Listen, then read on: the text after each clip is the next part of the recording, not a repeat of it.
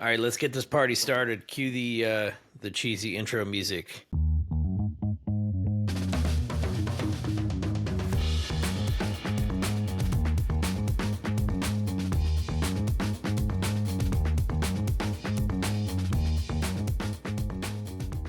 Hello, everyone, and welcome to the inaugural episode of the CISO IT series. I'm your host, Jason Kikta. I'm the CISO at Automox, and this series is not your typical IT podcast, nor is it your typical security podcast.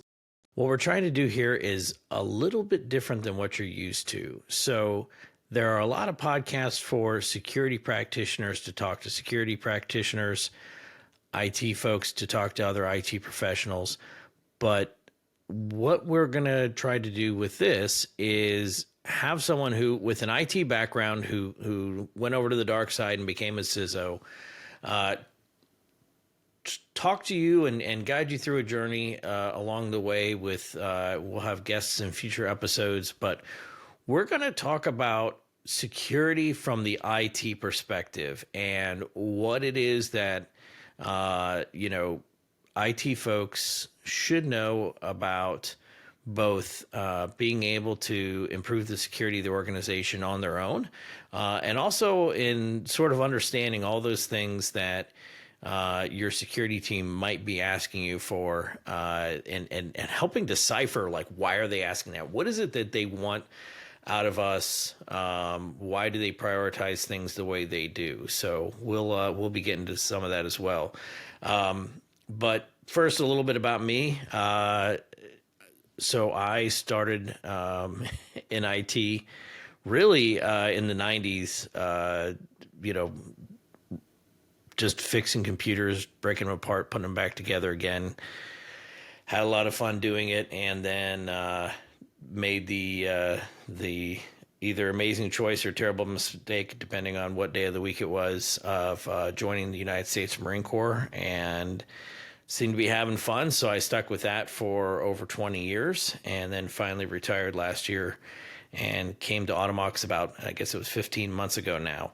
And through that journey, I saw a vast and dazzling array of IT practices, both in the government military side of things and also on the civilian, the private sector and industry settings, as well as a lot of academia along the way, believe it or not, because I had a very non-traditional career path, as they might call it. And it's given me a lot of insights in that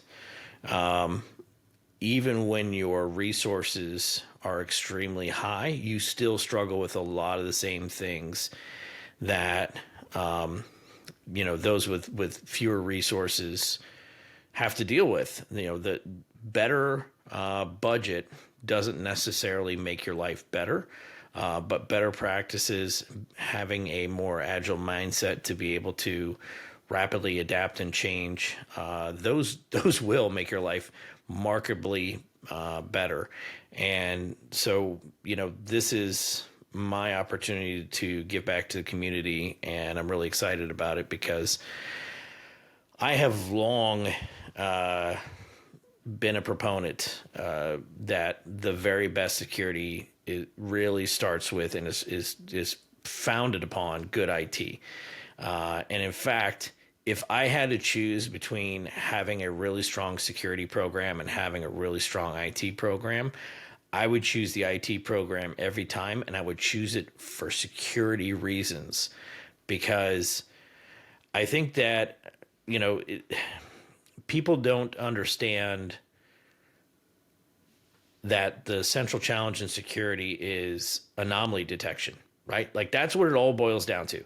So it doesn't matter whether you're running some level of EDR antivirus trying to find malicious binaries, malicious programs running on a particular endpoint, or whether you're looking at firewall logs at your boundary, or on logs on internet facing applications or servers or appliances, whether you're going through and analyzing what's happening in your cloud. All of it boils down to is this activity that I'm looking at, what is normal? Are any of us truly normal? What is normal and what is anomalous, right? And if it's anomalous, I need to investigate it and then determine, is it malicious or is it not malicious? And so, like, that's the crux of it.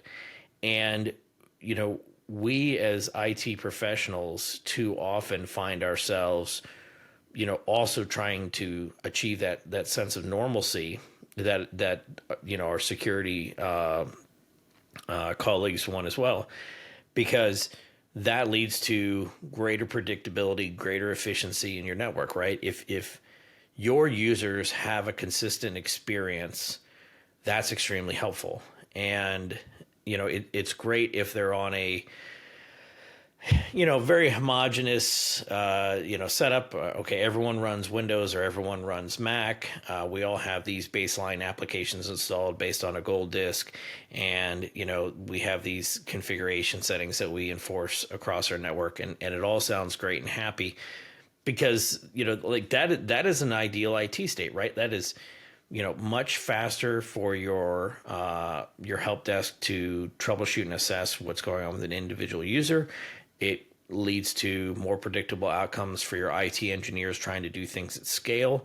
It makes it much easier from a procurement and refreshing, like hardware and software refresh point of view, because you know what you're buying, you know what your users have, you know what they need, you know how to adjust that upwards or downwards. And that sounds fantastic, but it's not the reality we live in, right? Everyone has some level of different configurations. You have drift, right? Drift happens over time, even if you were able to baseline various endpoints and user types at the outset. There's no guarantee that they'll still be in that state a few months from now, let alone over the course of several years. And no one, frankly, has users that are all the same. Your engineering or developers are going to be different than your finance department, is going to be different than marketing, is going to be different than sales, is going to be different than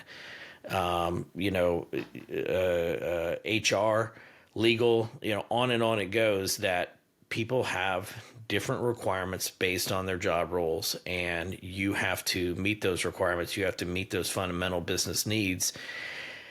And it's going to require you to adjust and adapt, your IT configuration. But at the same time, that makes security that much harder to do, because if everyone's a little bit different than what is normal, what is expected behavior becomes a broader question. And so we tend to compromise and put people in groups. Okay, everyone in the finance department, they're going to have this sort of configuration, and we're going to try to enforce that configuration. Everyone in sales, they're going to have this configuration, and they're going to have these types of computers, these types of applications, and try to achieve some sense of normalcy. So I think the bridge that we need to build better between security and IT is that, IT can make the security team much happier and enable them to do their jobs better when they have a more predictable environment. But that's a wonderful thing, because it's also a fantastic outcome for IT, right? That getting to that state of normalcy, getting to that state of commonality, even if it is only at the group level and not the entire organization level, that makes IT's life so much easier. Troubleshooting and security are really about what is normal and what differs from it, and do I need to worry about this thing, yes or no? I think as we head into 2024, people have the impression that a lot of these are solved problems, and while there are solutions for these problems, they're not uniformly in place. Here at Automox, we have a study we do every year, and it's the state of IT ops study that we do, and we looked at high agility organizations that are able to not just innovate really, but really just change rapidly and adapt to new circumstances, right? New business circumstances, new organizational imperatives. And so we looked at those who are well able to do it and those who say that they struggle with it. And out of the high agility organizations, 62% said that they're confident in their ability to configure and enforce desired configurations across their network. 62%. That's actually pretty good. That actually makes me feel very, very good. But 62% of high agility, self-identified, highly agile teams. That's still not perfect. It's a long ways from perfect, and that's not as high as you might hope it would be. But when you look at the ones who identify as low agility, who say that, hey, we have trouble adapting to change, we have trouble adjusting the way that we do business, or changing our network to meet changes in business needs, to rapidly developing situations. Only 19% feel confident in their ability to, implement and enforce those configurations. 19%. That's depressingly low, and it's not a reflection in my mind. That's not a reflection of like poor performance of those IT teams. That's a reflection of, the challenges that IT's been put in, the challenging position that IT has been put in over the last couple of decades. Because, when I was starting out, we were literally at the point of, hey, we should probably have the internet in the office, right? We have computers, but most of them are standalone or they're only locally networked, and we should get this internet thing, right? So that's my frame of reference for my early career. And I've watched over the decades as we saw this massive embrace of IT as a cornerstone capability for businesses. And it was fantastic. It was great. Like people really, really jumped in with both feet to embrace IT to the point where, everyone, it's just unthinkable that you would have employees who don't have computers on their desktop today, right? So some have more than one, mobile devices, on and on it goes. But we are, IT saturation as far as adoption goes.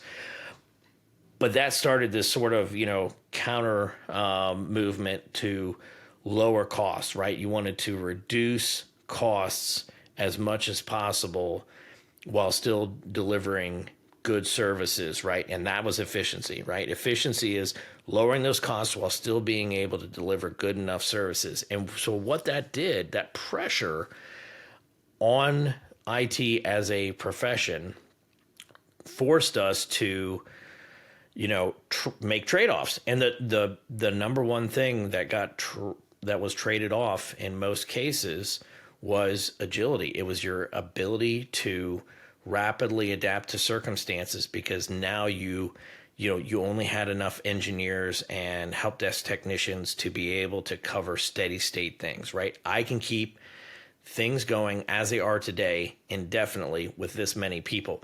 But now when you throw a curveball at me and say, hey, we got to change, this thing out. We have to move these things from Mac to Windows or vice versa. We have to swap out this major piece of software. We need to do this massive hardware refresh because we've delayed it too long. And so rather than just doing, baseline over time, we have to do whole departments. That really, really adversely impacts the IT organization, and it makes it somewhat untenable for them to get things into the configuration state that they want. It's just not feasible for them to achieve that with the resources they have. So that, I think, is a central challenge. That's something that even here at Automox we spend a lot of time thinking about how to make that easier. And there are no shortcuts to it. The answer is it's a lot of hard work. And it's a lot of, demonstrating success small and then being able to implement at scale.